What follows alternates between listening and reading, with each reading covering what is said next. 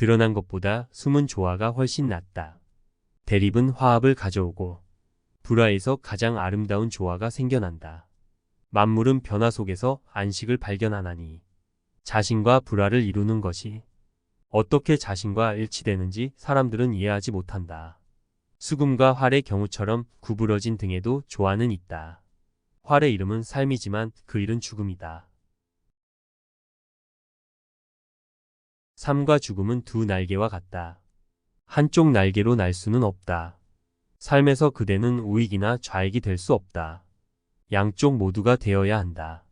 이론에 관한 한 그대는 우익이 될 수도 좌익이 될 수도 있다.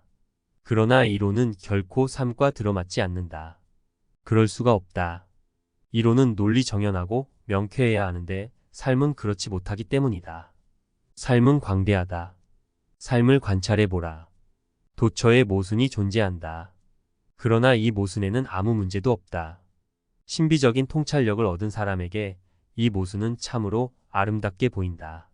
아름다움은 모순 없이는 존재할 수 없다. 사랑하는 사람을 미워할 수 없다면 그 사랑에는 긴장이 없을 것이고 그 사랑은 죽은 사랑이 될 것이다.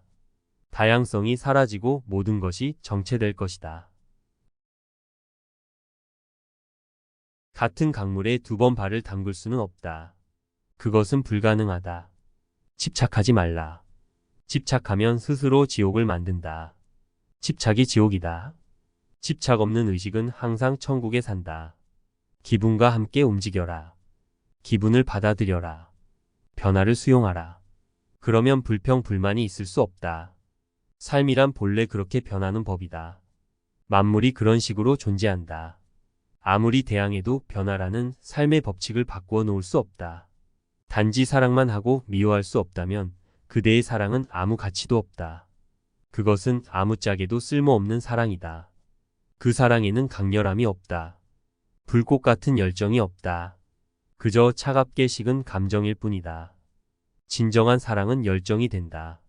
이 열정이라는 단어는 아름답다. 열정은 강렬하다. 사랑이 어떻게 열정이 되는가? 사랑하는 동시에 미워할 수 있기 때문이다. 화를 낼 줄 모르는 사람의 자비는 무능하다. 아무짝에도 쓸모없다. 그는 무능하다. 그래서 자비를 베푸는 것이다. 그는 미워할 능력이 없다. 그래서 사랑하는 것이다. 미움이라는 감정에도 불구하고 사랑할 때 거기에 열정이 있다. 이때 배경과 형상이 조화를 이룬다. 하나의 게시탈트가 형성된다. 강을 보라. 강은 때로는 오른쪽으로 굽이치고 때로는 왼쪽으로 굽이친다. 때로는 남쪽으로 가고 때로는 북쪽으로 간다. 그대의 눈에는 이 강이 아주 일관성이 없어 보일 것이다. 그러나 여기엔 숨은 조화가 있다. 강물은 바다에 도달한다. 강물이 어디로 가든 바다가 목적지다. 강물은 때로는 남쪽으로 간다. 땅이 남쪽으로 기울어져 있기 때문이다. 때로 강물은 북쪽으로 간다. 땅이 북쪽으로 기울어져 있기 때문이다.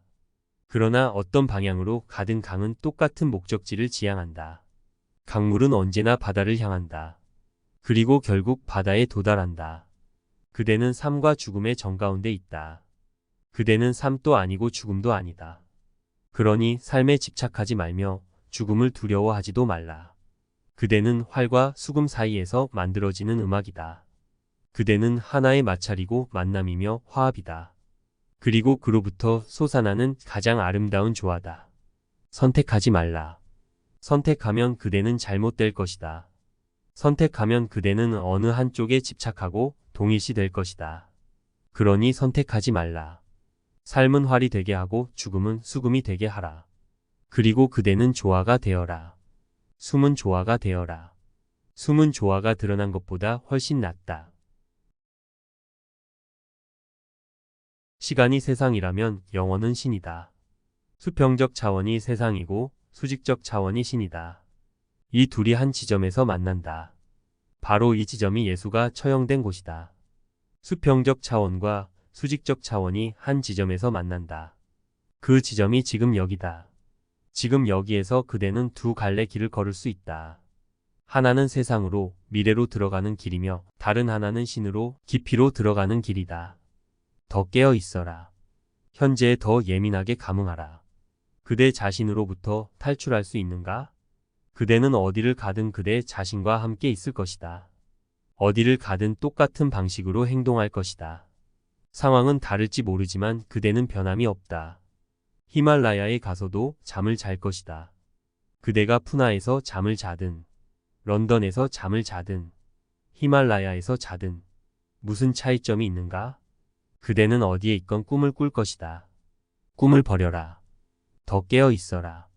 그러면 돌연 꿈이 사라지고 이와 아울러 모든 불행이 사라진다. 깨어 있을 때에는 무엇을 보든 죽음이고 잠자고 있을 때에는 무엇을 보든 꿈이다. 죽음을 직시할 때, 죽음을 회피하지 않고 대면할 때, 자신의 주변에 꿈의 구름층을 형성하지 않고 죽음과 정면으로 만날 때, 이때 문득 그대는 죽음이 삶이라는 것을 깨닫는다. 죽음 안으로 깊이 들어갈수록 삶 안으로도 더 깊이 들어간다. 헤라클레이토스가 말했듯이 대립되는 것들이 만나 하나로 용해된다. 그들은 하나다. 명심하라. 죽음에서 도망치는 것은 곧 삶에서 도망치는 것과 같다. 이것이 그대가 죽은 것처럼 보이는 이유다. 이것은 역설적인 현상이다. 죽음에서 도망치면 죽는다. 그리고 죽음을 직시하면 살아난다. 죽음을 직시하는 순간 마치 진짜로 죽어가는 것처럼 강렬하게 죽음을 느끼기 시작할 때 외부에서 뿐만 아니라 내면에서도 죽음을 느끼고 만질 수 있을 때 이때 위기가 온다. 죽음의 위기, 이것이 예수의 십자가에 담긴 의미다. 그 순간에 그대는 수평적인 세계, 마음의 세계에서 죽음을 맞는다. 그리고 다른 세계에 부활한다.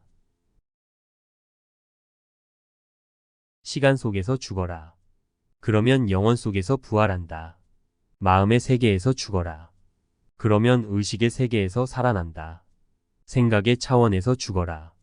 그러면 각성의 차원에서 태어난다. 헤라클레이토스는 깨어 있을 때 우리가 보는 모든 것은 죽음이다 라고 말한다. 이것이 우리가 잠과 꿈 속에 빠져 살아가는 이유다. 우리는 사실을 외면하려고 진정제, 마취제, 마약의 세계로 빠져든다. 사실을 직면해야 한다. 그러면 사실은 진리가 된다. 사실을 외면하고 도망치면 그대는 거짓 속에 살게 된다. 그러나 사실을 직면하면 그 사실은 진리의 문이 된다. 그 사실은 죽음이다. 그 사실을 직면해야 한다. 그러면 진리가 그대의 삶이 될 것이다. 풍요로운 삶, 끝이 없는 영원한 삶이 찾아올 것이다. 이때 죽음은 죽음이 아니다. 이때 삶과 죽음은 하나다. 양 날개와 같다. 이것이 숨은 조화다. 생각은 극단 때문에 존재한다. 중간에 있을 때에는 생각할 필요가 없다. 생각할 것이 없다. 중간에서는 생각이 사라진다. 진실로 조화로울 때 그대는 하나의 리듬을 얻는다. 그대는 욕구를 충족시킨다. 이때 그대는 욕구의 노예도 아니고 욕구의 적도 아니다. 탐닉도 고행도 없다. 그저 중간에 머물 뿐이다. 이때 모든 것이 평화로워진다. 헤라클레이토스는 이것을 절제와 중용의 상태, 균형 잡힌 상태라고 말한다. 균형을 지켜야 한다. 균형을 통해 그대는 진리에 더 가까워질 것이다. 진리는 궁극적인 균형이기 때문이다. 균형이 잡혀 있을 때 갑자기 진리의 문이 열린다. 노자는 이렇게 말했다. 내가 세 가지 보물을 주겠다. 하나는 사랑이다.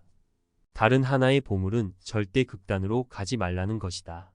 그리고 세 번째 보물은 자연적이 되라는 것이다.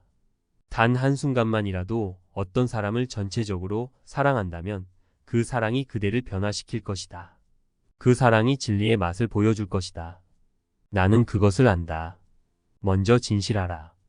그대가 진정으로 의미하는 바를 말하라. 자신의 마음을 모르겠다면 그렇게 혼란된 상태에서는 아무것도 말하지 말라. 또는 그대의 혼란을 있는 그대로 표현하라. 행동으로 옮기기 전에 완전한 각성을 갖고 행동하라. 이것이 그대를 더 진실되게 만들 것이다. 진실하라. 진리를 통해 고통을 겪어야 한다. 고통이 필요하다. 고통을 통해 그대는 단련된다. 그대의 내적인 존재가 성숙한다. 진실과 얼굴을 맞대야만, 그렇게 마주쳐야만 예리하고 투명한 눈을 얻을 수 있다. 화가 날 때에는 진실되게 화를 내라. 그러면 진실되게 용서할 수도 있다. 어떤 것을 주고 싶지 않을 때에는 나는 주고 싶지 않다고 간단하게 말하라. 핑계를 대지 말라. 그것이 습관화될지도 모른다. 매 순간 그대는 어떤 패턴을 만들고 있으며 그 패턴은 따르지 않으면 안 될 만큼 깊게 뿌리를 내릴 수도 있다. 그런 패턴에서 벗어나라. 매 순간이 벗어나기에 적당한 순간이다. 지혜는 광대하다. 대립되는 모든 것이 그 안에 담겨 있다. 이 모순을 뚫고 들어가려면 민감한 가슴이 필요하다. 이것이 신뢰다. 신뢰는 깨달은 사람의 모순 속으로 뚫고 들어갈 수 있는 가장 훌륭한 무기다. 이때 도령 그대는 모든 것이 일치하고 있음을 발견한다. 깨달은 사람의 모순을 통하여 그대는 유일무이한 것을 볼 수 있게 된다. 신은 에너지다. 신은 절대적인 각성이다. 신은 지복이며 환이다. 정의 될 수도 없고 한계도 없다. 시작도 없고 끝도 없다. 시간과 공간을 넘어 영원히 존재한다. 신은 전체를 의미한다. 전체는 인격을 가질 수 없다. 신은 낮인 동시에 밤이다. 겨울인 동시에 여름이다. 그는 전쟁인 동시에 평화이며 풍족함인 동시에 결핍이다. 전쟁 없는 평화가 무슨 가치가 있는가? 전쟁 없는 평화가 가능하기나 한가? 전쟁 없는 평화는 죽은 평화다. 전쟁이 없고 평화만 있는 세상을 생각해보라. 그것이 평화인가? 차갑고 어둡고 죽어버린 세상이 될 것이다. 전쟁은 강렬함과 색조, 예리함과 생명력을 준다. 그러나 전쟁만 있고 평화가 없다면 이 또한 죽은 세상이 될 것이다. 양자 중에서 어느 하나만 선택하면 모든 것이 죽어버릴 것이다. 삶은 양자 사이에 존재한다. 전쟁과 평화, 풍요와 결핍, 만족과 불만, 이 양자 사이에 삶이 존재한다. 배고픔, 결핍, 욕망, 열정, 평화, 풍요로움, 만족, 길과 목적지. 이런 양자들 사이에 삶이 있다. 이해하기 어렵겠지만 이것이 진리다. 그대 안에서 욕망을 일으키는 자도 신이고 무욕의 상태가 되는 자도 신이다. 이것이 전체적인 수용이다. 그대 안에서 열정에 사로잡혀 날뛰는 자도 신이고 깨달음을 얻는 자도 신이다. 그대 안에서 분노를 일으키는 자도 신이고 자비를 일으키는 자도 신이다. 선택할 것이 없다. 신은 양자다. 선택이 사라지고 선택하는 자가 사라진다. 이와 아울러 에고가 사라진다. 이때 그대는 받아들인다. 무조건 받아들인다. 배가 고플 때나 만족할 때나 모두 아름답다. 마음은 이것을 이해하기 어렵다. 버릴 자가 있는가? 누가 버릴 것인가? 신은 양쪽 모두이다. 만일 이렇게 느낀다면 신은 양자이며 모든 것이 거룩하다고 느낀다면 이때 모든 것이 신성해진다. 이때에는 배고픔 속에도 만족이 있다. 욕망 안에 무욕이 있고 분노 안에 자비가 있다. 자비로운 분노, 자비를 간직한 분노를 모른다면 그대는 결코 삶을 아는 것이 아니다. 어둠을 간직한 차가움, 차가움을 간직한 따스함, 이런 것을 모른다면 그대는 삶의 최고 절정을 놓친 것이다. 대립되는 것들이 하나로 만날 때 엑스터시가 일어난다. 대립되는 것들이 만나는 곳에 최고의 오르가즘, 우주적 오르가즘이 일어난다. 신은 남자인 동시에 여자이며 전쟁인 동시에 평화다. 인간이 공경에 처한 것은 항상 선택하기 때문이다. 삶으로 들어가라. 고통받고 성장하면서 서서히 그대는 완전한 절망을 느끼게 된다.